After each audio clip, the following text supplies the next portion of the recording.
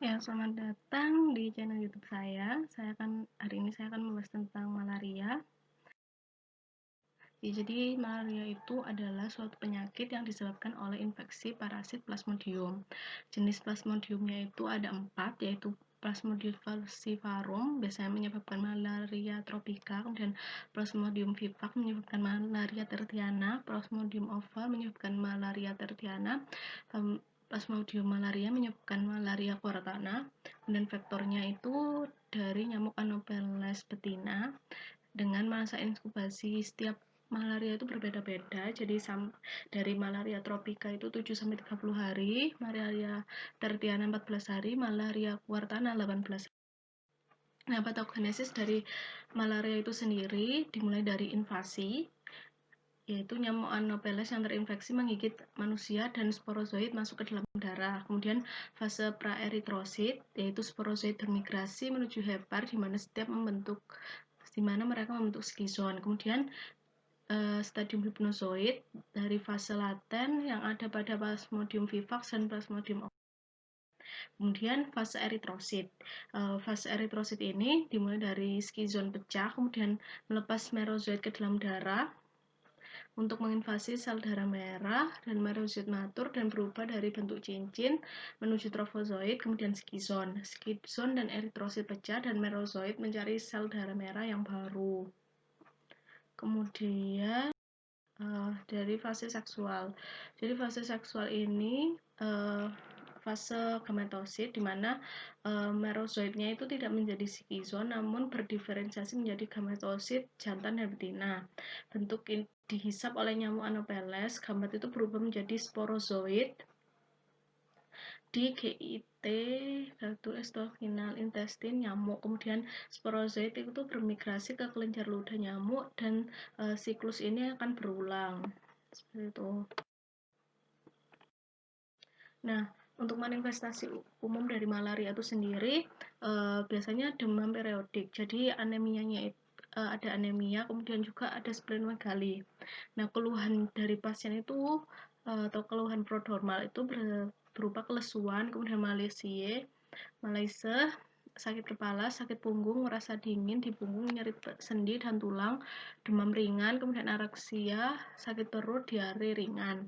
Nah, gejala klasiknya dari malaria itu ada 3, yaitu febris paroksimal, anemia, dan splenomegali. Nah, ada beberapa periode, yaitu periode dingin 15-60 menit itu biasa menggigil. Kemudian periode panas, penderitanya itu mukanya merah, kemudian nadinya itu meningkat, suhu badannya itu tetap tinggi beberapa jam. Kemudian ada juga periode berkeringat, jadi berkeringat banyak dan temperaturnya itu turun. Kemudian penderita merasa sehat. Periode tidak panas berlangsung selama 12 jam pada Plasmodium falciparum atau malaria tropika, kemudian 36 jam pada Plasmodium vivax, malaria tertiana, malaria benign dan ovale, kemudian 60 jam pada malaria Plasmodium malaria atau malaria quartana. Nah, menurut WHO itu sendiri malaria itu dibagi menjadi ringan dan berat ya. Untuk yang malaria berat itu ada malaria cerebral. Jadi malaria cerebral itu ditandai dengan penurunan kesadaran atau koma yang tidak disebabkan penyakit lain. 30 menit setelah kejang, derajat penurunan kesadaran berdasarkan GCS. Kemudian asidemia atau asidosis, pH darahnya itu kurang dari 7,25 atau plasma bikarbonatnya itu kurang dari 15 milimol per liter. Kemudian kadar laktat vena lebih dari 5 milimol per liter, klinisnya pernafasan dalam atau respiratory distress. Kemudian untuk anemia berat normositik, HB-nya itu kurang dari 5 gram atau hematokrit kurang dari 15% karena proses hemolitik intravaskuler. Untuk yang gagal ginjal biasanya itu urinnya itu kurang dari 400 ml per 24 jam pada orang dewasa atau 12 ml per kilogram berat badan pada anak-anak setelah dilakukan rehidrasi disertai kreatinin kurang dari 3 mg per persen. Kemudian edema paru. dilihat dari foto toraksnya bagaimana. Kemudian ketidakmampuan untuk makan, terus hipoglikemi, gula darahnya kurang dari 40 mg/sen. Gagal sirkulasi atau shock biasanya ditandai dengan tekanan darah sistoliknya kurang dari 70 mm/Hg, anak-anak 1,5 tahun kurang dari 50 mg/Hg disertai keringat dingin. Untuk perdarahannya itu spontan, terus disertai kejang berulang kurang dari 2 kali per 24 jam, hiperlaktemia lebih dari 5 mmol per liter, makroskopik hemoglobin. Nah, gejala dari malaria itu sendiri dijelaskan ya dari WHO berdasarkan Guideline for Treatment of Malaria third edition tahun 2015 itu ada penurunan kesadaran. Biasanya GCS-nya itu kurang dari 11 pada dewasa atau bantir koma skor kurang dari 3 pada anak. Kemudian kejang lebih dari 2 episode dalam 24 jam. Anemia beratnya itu 7 gram per dl pada dewasa, kurang dari 5 gram per dl pada anak, kurang dari 12 tahun dengan hitung parasit lebih dari 10.000 per mikroliter. Kemudian shocknya itu kompensata, CRT-nya itu lebih dari 3 detik. Kemudian dekompensata, sistoliknya itu kurang dari 80 mm/Hg pada dewasa atau kurang dari 70 pada anak dengan akral dingin, dan CRT-nya lebih dari 3 detik. Untuk prostasinya itu pasien tidak dapat duduk, berdiri maupun berjalan tanpa bantuan. Untuk asidosis metabolik disertai dengan bikarbonat kurang dari 15 mmol per liter, lactat plasma lebih dari 5 mmol per liter. Nah, gejala selanjutnya itu icterus. Nah, icterus ini ditandai dengan bilirubin totalnya itu lebih dari 50 mikromol per liter, 3 mg desiliter dengan hitungan parasit. Kemudian edema pulmo, konfirmasi radiologis atau SAO2-nya itu kurang dari 92% tanpa bantuan oksigen dengan respiratory rate lebih dari 30 per menit. Kemudian perdarahan hebat, perdarahan berulang atau lama biasanya dari hidung, kemudian bibir, lokasi fungsi vena, kemudian terjadi hematemesis, kemudian terjadi melena karena splenomegaly tadi. Kemudian hipoglikemi, glukosanya ini kurang dari 40 mg per dl pada dewasa dan anak lebih dari 5 tahun, kurang dari 54 mg per dl untuk anak umur 5 tahun. Gangguan ginjal, biasanya kreatinnya itu lebih dari 3 mg per dl ataupun lebih dari 20 mmol per liter. Hemoglobinuria itu black fever, hiperparasitemia pada Plasmodium falciparum lebih dari 500 per mikroliter. Nah, manifestasinya dari malaria itu sendiri untuk yang tanpa komunikasi tidak ada gejala berat malaria. Untuk yang trias malaria kan ada 3, yaitu menggigil, demam, dan berkeringat. Kemudian jadi ada anemia hemolitik, kemudian hepatosplenomegaly, kemudian ada ikterik juga. Pola demamnya itu tanpa pola khusus pada malaria tropika, setiap 48 jam pada malaria tertiana, untuk demam setiap 72 jam pada malaria kuartal. Nah, perbedaan malaria itu dapat disajikan dalam bentuk tabel ya. Jadi dari masa inkubasinya untuk Plasmodium falciparum itu 9 sampai 14.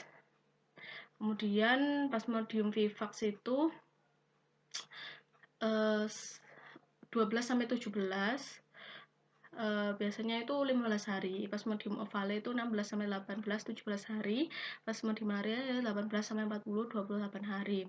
Nah, dari yang biasanya tanda khas itu kalau Plasmodium falciparum itu Maurer spot, kemudian Plasmodium vivax itu Schaffner dots, Plasmodium ovale itu Schaffner dots, untuk Plasmodium malaria Zeeman dots itu. Kemudian bentuk stadium trofositnya itu bisa Plasmodium falciparum itu ringworm, kemudian asid coral ring, kemudian Plasmodium vivax itu amoeboid ring.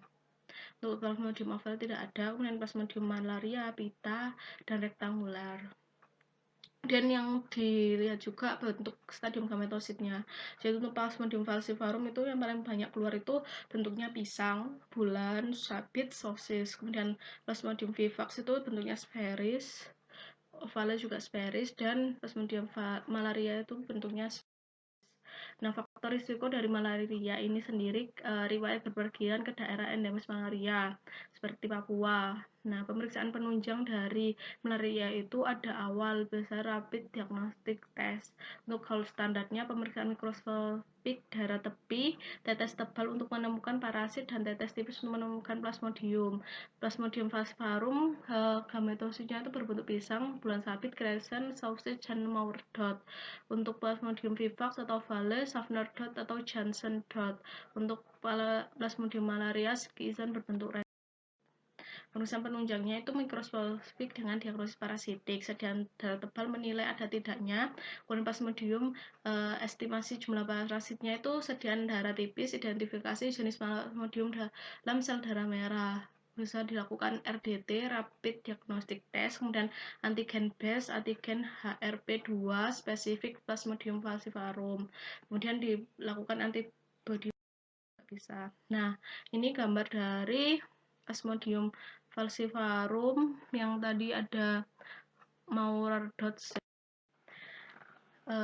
itu. Kemudian dilihat dari gametositnya ada banana shape ini pada Plasmodium falciparum. Nah, tipsnya itu skizon dengan lebih dari 12 merozoid ditemukan pada Plasmodium vivax. Jadi skizonnya dari Plasmodium vivax ini dilebihkan ada 12 merozoid.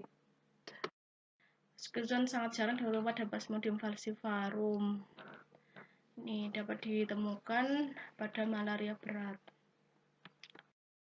Nah, untuk tata laksananya, ini dari saya satu dari padi. Jadi pada malaria tanpa komplikasi itu pada falciparum first line-nya dengan artemisin combination terapi, ada artesunat. Kemudian Anda ditambah dengan primaquine single dose. Untuk yang second line-nya ada kina, kemudian doxy 7 dan primaquine.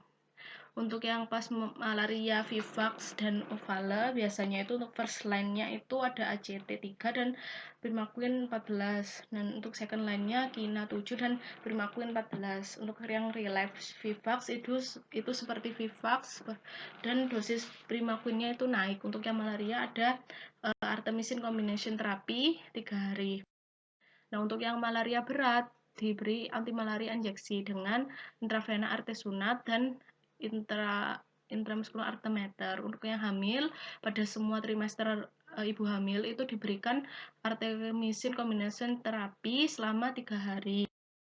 Untuk tata laksananya itu untuk yang lebih spesifik, jadi untuk malaria falciparum dengan artemisin combination terapi 1 kali hari selama 3 hari. Itu diberikan primaquine 0,7 mg per kilogram berat badan pada hari pertama saja. Kemudian untuk pengobatan malaria vivax atau ovale diberikan ACT 1 kali per hari selama 3 hari ditambah primaquine 0,2 mg per kilogram berat badan selama 14 hari. Kemudian pengobatan malaria dengan ACT 1 kali per hari selama 3 hari tambah primaquine. Untuk malaria yang berat lini 1 artesunat intravena dan alternatif artemetrin intramuskuler.